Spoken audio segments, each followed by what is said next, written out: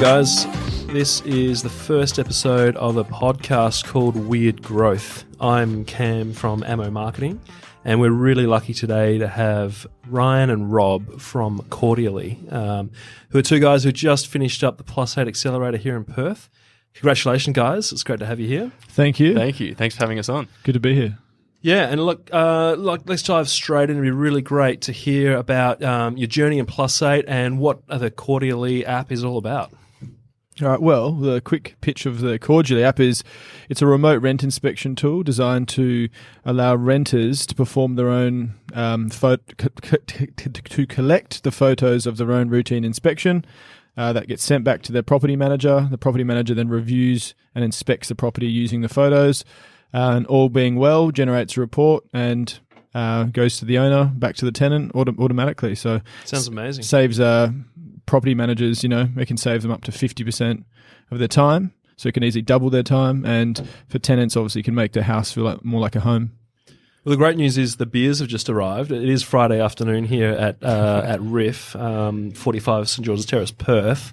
And Jack from Ammo's just turned up with some beautiful nail ales, oatmeal stout. Don't do it. Should have probably prefaced it with that fact that Ryan doesn't drink. It nearly went into my mouth, It's only nearly 2.5 years of sobriety. It's all right. Yeah, but he just had a can of beer opened in his face, so he handled it pretty well. I experienced the smell and the hops, So thanks, Jack. That's great, mate. I'll go around and get you a soft drink. No, it's all right, man. I got water here. This is what my life's come to, drinking water and kombucha. Warts and all podcasting, guys. All right, well, look, the really cool thing about what you guys are building is it solves a big problem for a lot of people. Tell us about the problem that you're solving and how you first encountered it. Yeah, so the problem that we're solving is there's not a lot of transparency in the rental industry. Transparency between the property manager and the tenant, transparency between the property owner and the property manager. There's just people don't really know what everyone else is doing, and it's hard to sympathise with someone if you don't really understand their role in the system that you're in, which is renting. Yeah. So Cordially is designed to clear everything up. It's designed to share the info of what everyone's doing, so everyone can just be a bit more aware of what's happening, what everyone else is responsible for, what their pressures are, what their stresses are, and then as a result, just be a bit more friendly to each other, really. Essentially improves the amount of time a property manager has, thus improving the relationships as they are more capable of focusing on improving tenant relationships as opposed to just task box ticking as they are currently. Because there's a few different moving parts here, right? There's the tenants, there's the landlords, there's the property managers. Who actually is your customer? So primary customer is property management agencies. So we sell to directors and of those agencies and licensees. Obviously, secondary customer is quite strongly the tenants as they get a large benefit and the owners of the property. Right. So really the decision makers are the owners of the property management firms and the users more or less are the property managers and the tenants are the ones with the product in their hand too, right? Yeah. That's it. That's fantastic. The property managers are the ones who sign up. And then we've got a little something for everyone involved. Just to make this otherwise horrible experience that everyone has to endure once every... How often does a rent inspection happen? So it actually varies. And it varies between states in Australia as well. So in WA, you can do up to 4 per year. Yikes. Yeah. I think some of the other states you can do 3. Yeah. I think 3's the Like lowest. the wake up on some random weekday morning potentially, realize that shit, we've got the property manager coming in 15 minutes, rush around, clean up the bathroom, throw some dirty dishes under the rug, all that. Yeah, it's ridiculous. Like during the final pitch, for example, we did for Plus 8, we went through the 3 parties and what the benefits were. So for the property manager, it is if they have 4 routine inspections, they can decide when they want to use this tool. They can choose to go every second inspection. I'll use a remote remote inspection because we have great tenants there. So they're doubling the amount of free time they've got. They don't have to pick up the keys, drive to the property. Almost sometimes when the tenant's good, it's almost negligible. And so for the tenant, it's allowing more flexibility so they don't have to take time off work. They may have animals. It's more flexible. They have a longer window to perform it in. This really is potentially a 10x improvement solution for everybody. And the owners get better data. So it's date and time stamped, geotag data, clearer photos, better insight. So people always worry about, if they're the tenants are taking their own photos. They're literally collecting the photos. They're just photo collectors. The property managers are inspecting those photos. And the owners actually end up with, more transparency and a better experience, funnily enough, through this product. So, yeah. So property managers or the owners of property management firms are your customers. How are you reaching them so far? How's that worked out for you? Been an interesting process, as you can imagine. They're hard to reach people when it's very relational. The industry is extremely relational. If you're in the industry, for maybe 20 years, you know everyone. You've been networking. It's a bit of an easier time. But for us, we had to sort of start from scratch, and we emailed, hundreds and hundreds and hundreds of agencies. Cold called. We went to events. We spoke at the API conference in front of a few hundred real estate directors at the convention center, which I never thought I would have been doing, by the way. Years ago, all of a sudden I'm in a suit in front of all these directors, 200-300 directors. And so we found that, speaking arrangements and going to events, I became a property manager as well and networked through that process and met. So you actually went and did the property management course that all property managers have to do? Yeah, so I did the course at REWA, and I used that time. Every day there was a different trainer, and all of those trainers were directors of their own agency. So I met 5 different directors, and I networked with all 5 of those, and and then I was trying to angle up to to meet with the CEO and things like that. So this is proper hustling, guys. Hustling a little bit, Amazing. Yeah, well done. That's creative problem solving, as I like to call it. Yep. Not hustling. It's got a bad rap now, hustling. Yeah. It's terrible. Hustling had a great rap back in the day. Yeah. But now, hustling is over. It's a must. And like it's just so good to see that you guys have realized that too, that this is, especially business to business sales is about relationships. It's about building trust. And it's hard to do that in a digital world, really. It's a hard thing to emulate. Full credit to you guys. Well done. Congrats. Yeah. Thanks, yeah. So, really, you're at the stage, though, where you don't have a product per se, right? Like, where is the product in terms of development at the moment? Yeah, so we're probably pre-MVP at the moment. We are the step before your alpha. Yeah.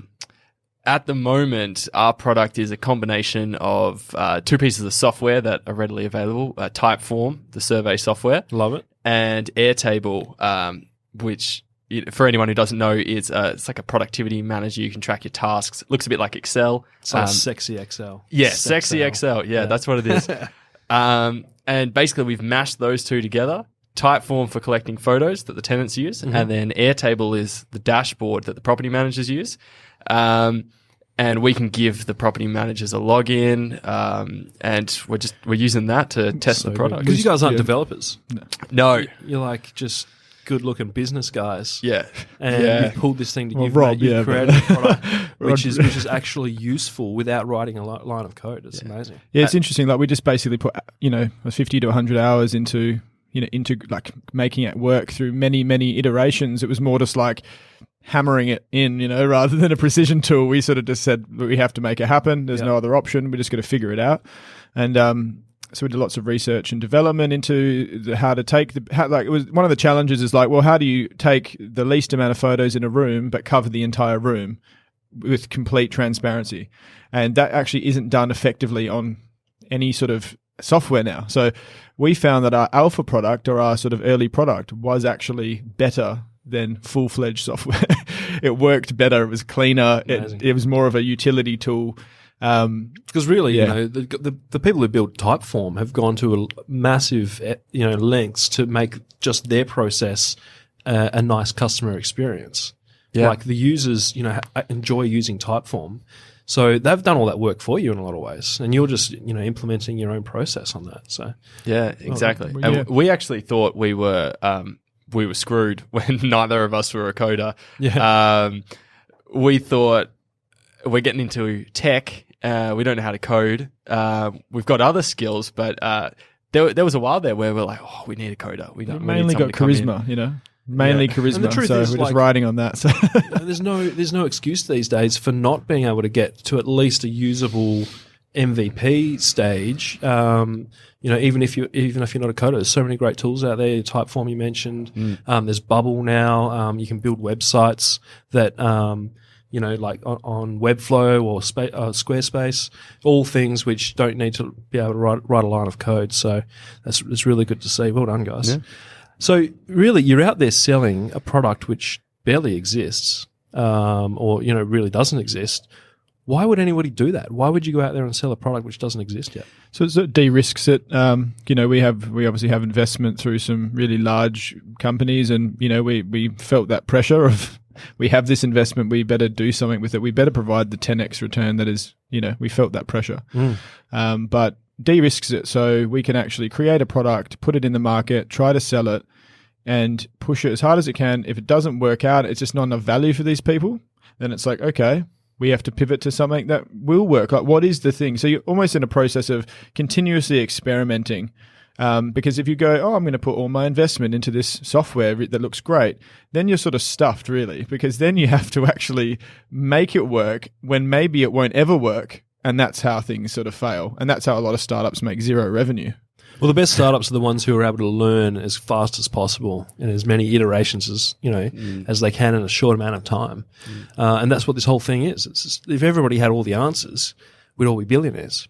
Yeah, and so that's what you guys experimenting is actually a great way to put it. Yeah, because we came into this idea to create the business. We thought we had the right idea, and we thought, of course, this is the solution. But until we actually built something or put something together and started trying to sell that and put that in front of customers, we really had no way to validate our assumptions. There was a long process to get to even this. We had 5 different apps sort of prototyped. An AI input manager for property managers, a self-managed landlord tool for rent collection, and all this stuff. And we actually had to test that by gaining hundreds and hundreds of data points on just those. What was the best one, even out of those solutions, to get to that solution. Then from that solution, it's still another process of, will someone buy this product? And even if one person buys, it doesn't mean that 10,000 people are going to buy it. So. Yeah. That's the whole process of trying to figure that out, I think, and that's the real deep water, I think, there. It's all about the customer. That's what it's always going to be about. And the other thing is what people say and what they do are 2 different things. So, you can have as many conversations as you like with potential customers, and they can, people as a general rule aren't assholes. They don't want to, shoot down your bright-eyed, sort of bushy-tailed, enthusiasm. But the truth really comes out when you give them something which they are then required to go away and do something. That's actually a real investment in their time. So, the fact that you've gotten to that as quickly as possible is super valuable. Yeah. Oh, well done. The next stage of this sort of podcast is we're going to talk a little bit about how do we actually build an automated customer journey for your business, which will be able to grow with you and with your business and take it beyond just the grind of the hustle. Like, how do we actually create a growth marketing journey which is going to take you guys to become a globally successful business potentially. So the thing that we use, the framework that we often use at Ammo is called Parametrics, which a lot of people would have heard of, and you guys would have heard of as part of the Plus 8 program. And I could put you on the spot and ask you why it's called Parametrics. Don't do that. Because that would be a bastard move. There are a lot of frameworks out there, let's be clear. But the thing that we find about Parametrics that really resonates with startup founders in particular is it is about the results, and it's about finding a path, a repeatable and scalable path for growth. and it's about figuring out what is the one or two things that do work for your business and being pretty sort of ruthless about it from a results point of view, and then figuring out how to turn the dial up on that and use that as a platform to scale and grow your business. So we'll quickly run through it and see how it would work for Cordially. And you guys have already done a lot of this thinking, I think. Yep. So, we'll start off. So the thing about Pyrometrics is it's a really bad dad joke, but it's an acronym R, 3 A's and 2 R's.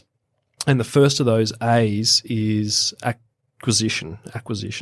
So that is how people first find out that your product or service or that your brand exists. So what are the sort of things your customers are property managers?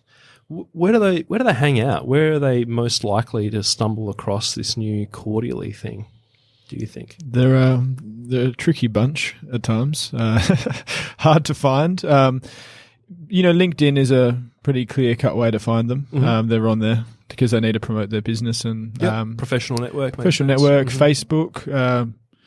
I think thinking about it more, Google Ads and things like that would actually be pretty helpful. Google Ads, so into nationwide type of thing, it'd be okay.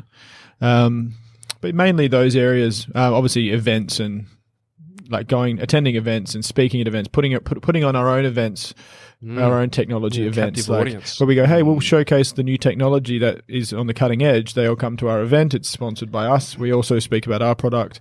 And we sign them up as through their physical funnel there. That would be a pretty good method. But referral as well is the key. Yeah. And you said you spoke at a REWA event, API, or a real estate, right? Australian Property Institute. That is just so great that you have a customer base which is so niche, really, that you can get in front of a room of maybe a pretty good proportion of them in a particular city and speak directly to them. So, that's fantastic. And it's definitely worth looking for those opportunities as well. Because a lot of these things like, API, the conference, we didn't know that really existed until we searched for it. And we were looking for these areas where our customers were gathering together.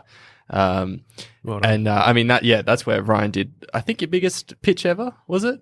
Yeah, it was interesting. Yeah, I don't know how many people. It was a lot of people.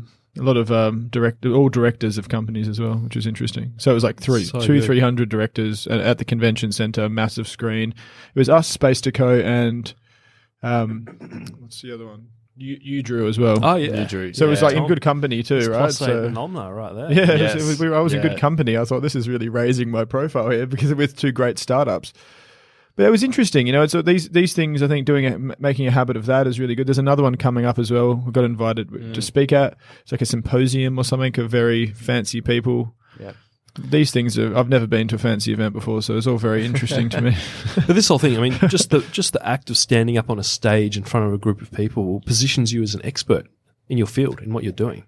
Yeah. And this whole, especially with B2B sales and SaaS products, it's about earning people's trust and building relationships. And as I said, it's actually a very difficult thing to do in the digital space. So whatever you can do out in that real world is going to actually have way better returns for you, even if it might not be specifically scalable at this stage. You got to be doing things which can build your profile in the community. Yeah. So that's excellent. What other things are there out there that can sort of raise people's awareness or introduce Cordially? I suppose for us, connecting with like already established software companies and connecting in via API. Yeah, that's probably a key strategy for us, and then not only that is that for our customers, creating a big discount for referral. So because they do like to refer between the agencies, and the industry works like this: is that it's pretty clicky, right? Yeah, very clicky. And if we have a very key agency on our pilot program. If they start to bring in something, others start to go, what are they using? I'm going to now take that on. So it's like follow the leader industry. Yeah. We need to get a few early adopters at the top of the chain, and then they're all going to be asking, who else is using this? That's right, yeah. Yeah, that's great. And the cool thing is, it's a little bit like the way Xero grew, is these guys are trusted advisors to a lot of people as well. So it wasn't the end users that Xero was advertising directly to, it was the accountants themselves. And the risk was that accountants could have thought, geez, is this going to take our jobs away? Is this going to automate what we do? And so what was the incentive to actually refer this over to their customer base? And the truth was that the automation freed the accountants up to do what they do best. It was to improve the relationships with their customers, because then they had more time to advise on the business stuff, or actually do the fun part of being an accountant, as opposed to just sitting all day on a bit of software. Doing the admin, which everyone has to deal with, but no one likes. I just avoid the admin. Somehow I disappear every time admin happens. And real estate, I can imagine, is an industry which is just chockers with that. Yeah, and the thing is, especially with property managers, they have enough work as it is without all of the admin. So frequently they're doing 10 or 12-hour days, Far out. which is insane. And burning out within most burn out within 6 months. So you've got a high turnover industry. When I became a property manager myself to figure this whole thing out recently, we got given a day in the life of a property manager, and it was literally 10 roles. Like, one is a lawyer, like, put it that way. They actually go to court, and they are the lawyer, and like they operate as that person, right? So they'll cross-reference people. Can you imagine this though? Like, they don't get paid that much money, right? Number one, Day in the life of they're Rodney. Wake up, cross-referencing people. question my existence, That's right. drink bloody 6 coffees. Yeah. And then so it's like unbelievable. And we think, okay, what takes up the most of their time?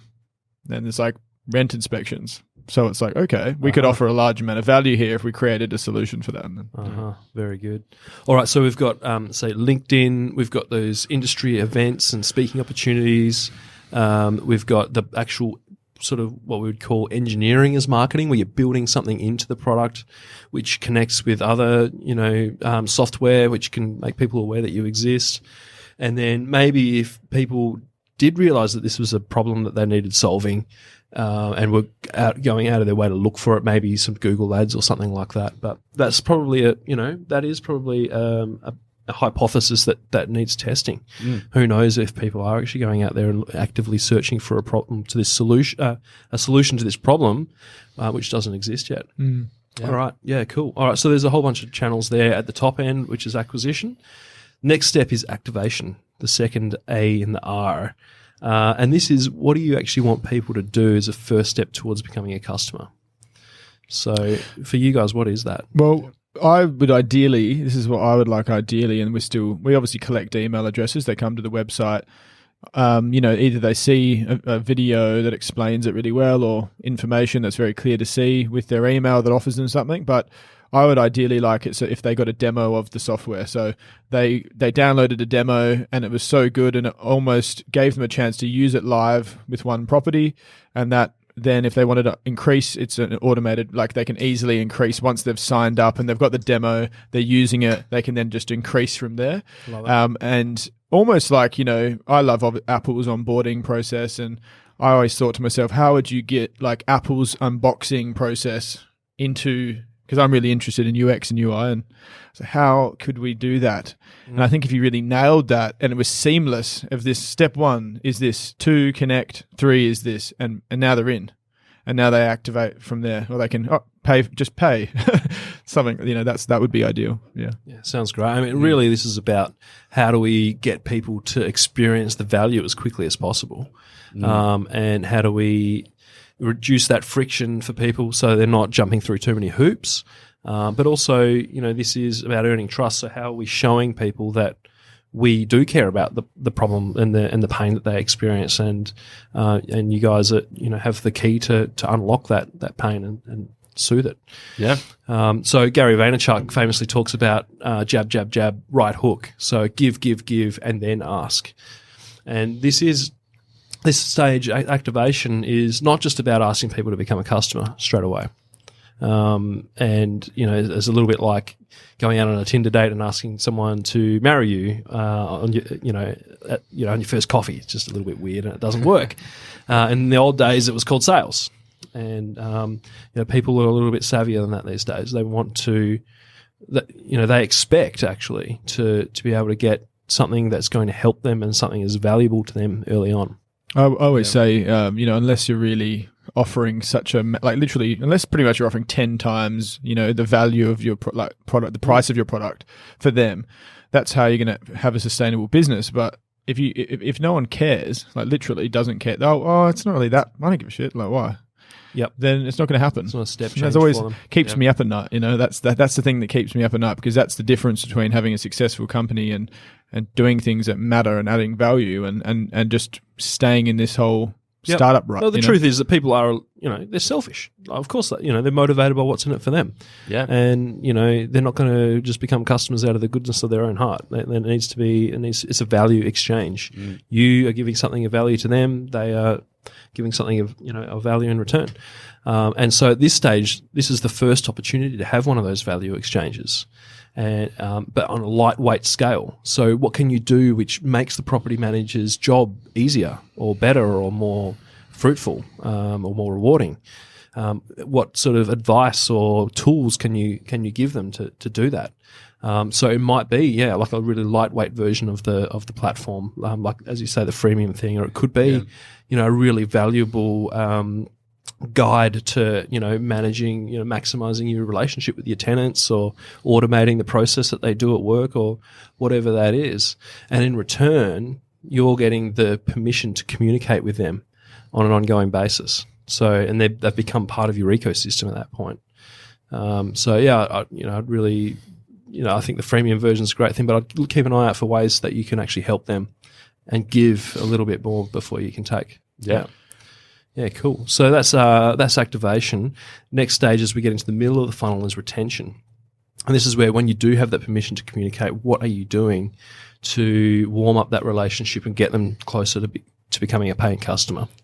So what are the things that you think are working for you at the moment where, you do have that sort of, that license to talk to them? Yeah. So currently we're running a pilot program for our property managers who are working with us at the moment and helping us develop the app. So a big focus of that, two focuses actually. One is to develop the app in a way that is going to solve their problems, rather than just, thinking about what we assume to be the problems, actually figuring out what their problems are. Yeah, cool. And then the second part of that is collaborating with them and making them feel like they're part of the process. They've got that buy-in. Exactly, the buy-in, which is a huge part. And like you were saying, it's the value transfer as well. So they're helping us develop the app, but then we're also giving them something that's uniquely suited for their needs. So that's a really big part of retention for us. We're still very early on in the process. Sure. And this is really like retention traditionally in the Pirate Metrics framework is actually about, once you do have freemium users, what are you doing to work them through towards becoming pay, or upgrading at least, and keeping them coming back? Yeah. So, that's a great start. But I think, as you guys mature and you get more and more users, it's going to be how are we staying sticky? How we, increasing the pain that they would experience for not using your product anymore. You know what I mean? Yeah. How do we make this an addictive, not a drug, but something which they need to keep coming back for? Yeah, Ryan and I have had a lot of conversations about how do we, because obviously with inspections they happen 4 times a year max, and so it's very hard to have retention when someone's only using your application 4 times a year. What about right? Yeah, so you're billing quarterly or are you billing monthly? The billing that we've landed on is per property, but a key part of the software is that it also is a database for your inspection photos, so that you can reference photos from any inspection previously. Very nice. So it's got a cloud-based sort of provider. And so as you add more data into the Cordially platform, the pain for removing themselves gets greater and greater. Exactly. Right. Yeah. Right. Very good. Yeah. And at the moment, there's no one else has the ability to do this remote inspection. So we're the only ones that can use it. So when they add it onto their current software, it's like a power up for them. They can go, I can don't have to go to that property today. I'm swamped, or what's happening.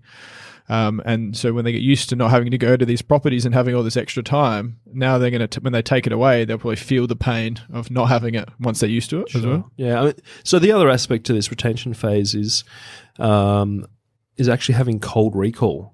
So the theory is that people aren't likely to remember your brand name or what you're about unless they've probably had 7 impressions of your message or, of your brand. Your marketing space is just so noisy these days that repetition is really the only way to get that to the point where people remember you unprompted.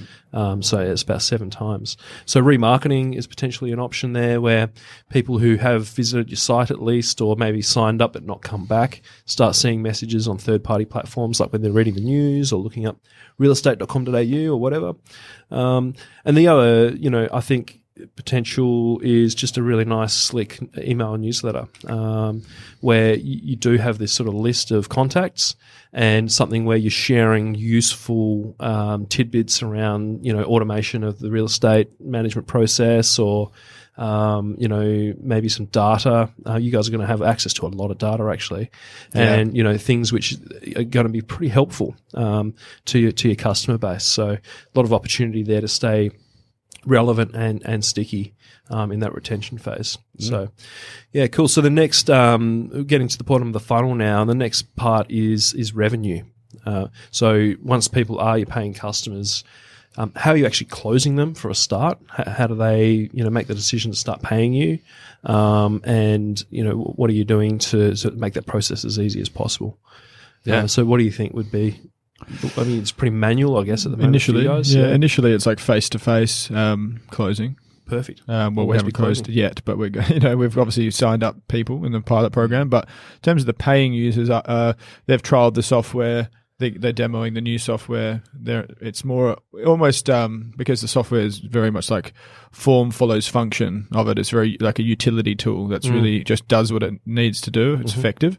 The closing I want the software to close it for us. Absolutely. To be like, yes, wow, this is good, this works. Shut up and take my money. Yeah, here we go. That would be the ideal for us. Yeah, but it'd be a matter of showcasing that, face to face. But it is very manual initially and not scalable.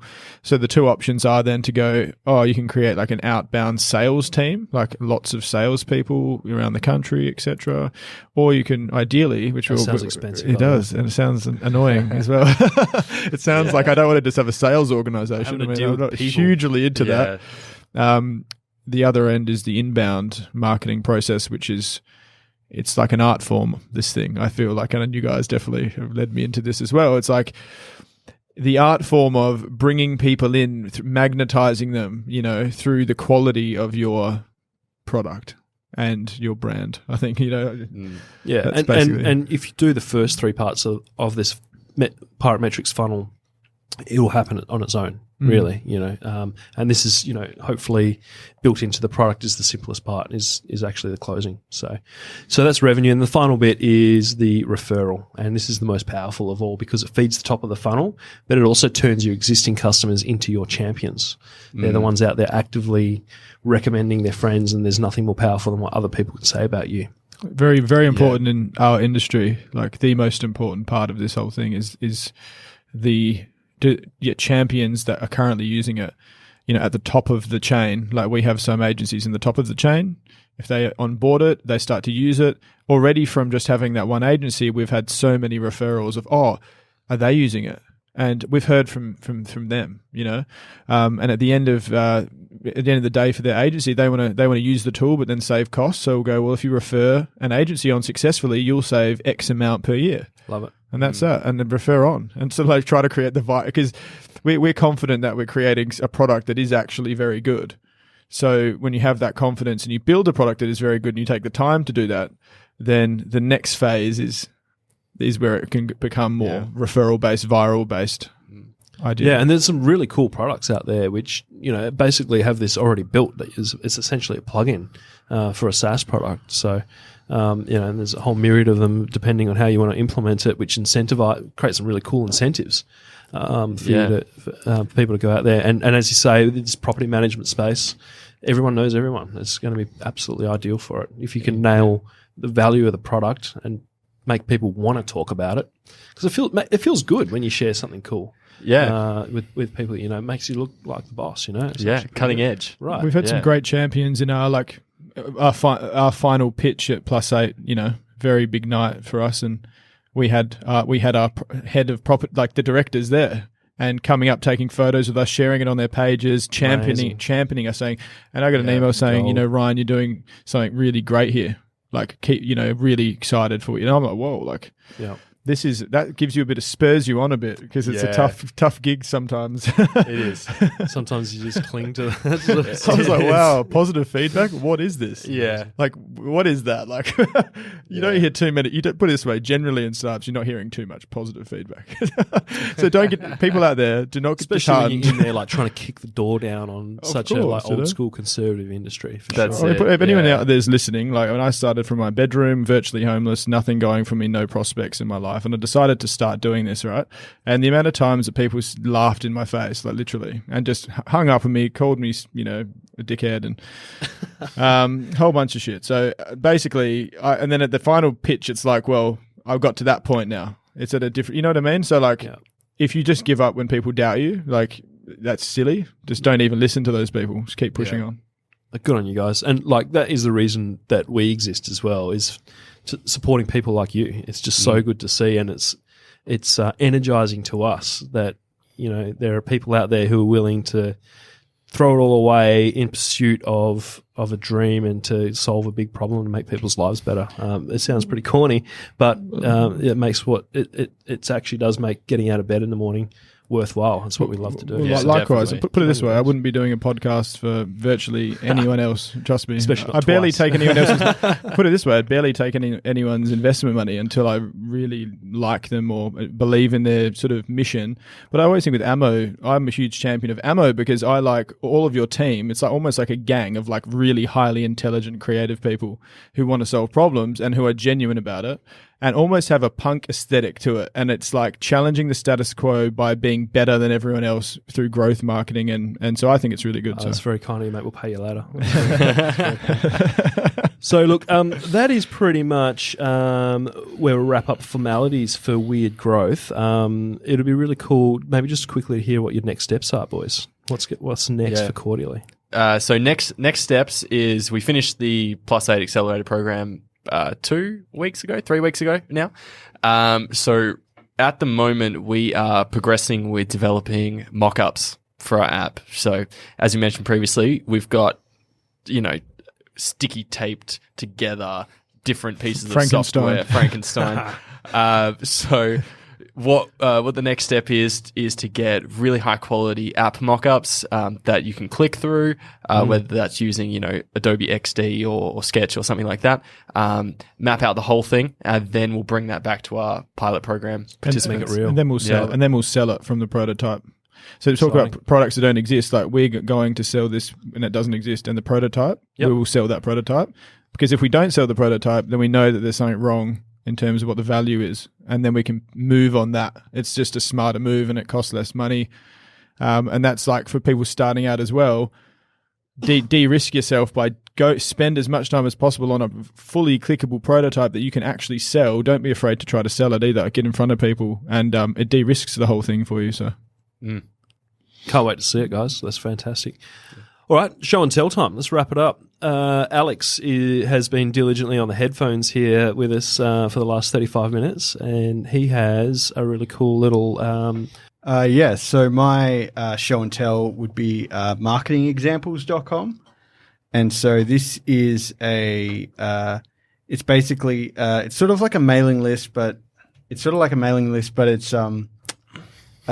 contributors are just giving marketing examples, like tips and tricks, and it could be from some of the article titles are like how to optimize your SEO, all the way to what do you do if Joe Rogan recommends your product on his podcast. There is an interesting story about a particular product that Joe Rogan first advertised, and they had to turn the ads off. So the thing I really love about it is they have a really good mailing list where they basically send you an abridged version of these articles. And I'm really passionate about people who use email marketing really well. Too many people use it as basically just like a link to get you on their site. But all my favorite mailing list emails are the ones that are a fully fledged sort of valuable product in themselves. So you can read this email, when you're on the bus or on the move, off your phone, and you can get, the gist of what they're trying to tell you in that format, and you don't have to click anywhere else. You don't have to, commit too much of your time. And these guys just do a really, really good job of that. What's the website for that? So that's marketingexamples.com. Cool. What about you guys, Ryan?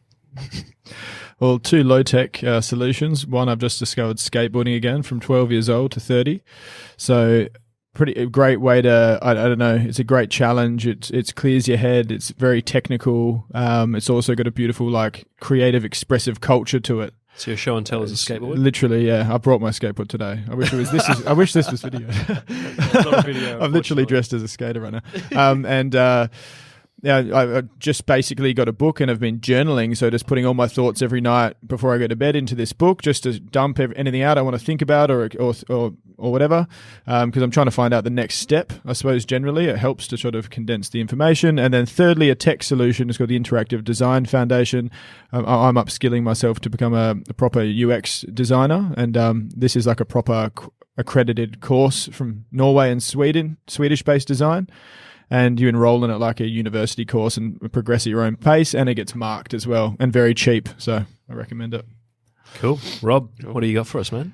Yeah, so mine is a software product. It's called Shift. Essentially what Shift is it's a single window that holds all of your communication apps together. So rather than having 3 or 4 different tabs for all your different email accounts, and then having, your Slack window open, having Asana open in a tab as well, what Shift does is it collates that all into a single window that you can minimize when you need to. But you can click through really quickly and it loads up super quick. Like I've got 3 different email accounts that I need to check regularly. I can click through each of them really, really quickly, respond to things, and I can jump into Slack and I can send a message. And then when I want to go back to what I'm browsing, I don't have 50 tabs open. Thanks, man. That sounds really good. Well, look, that's probably the end of this first episode of Weird Growth. Thank you so much, Ryan and Rob, for joining us today. I really appreciate it, guys. It's fantastic. Thank you for having us My on. pleasure. Thank you. You're both legends. And if you want to check out Cordially, the URL is cordially, CORDIALLY.app, A-P-P. And you can check out their beautifully designed website and the brand done by our very own Alex DiGiovanni. It's well worth a check out. And if you know anybody who happens to be a product manager or the owner of a product management business, please send them over to Ryan and Rob. Thanks, guys.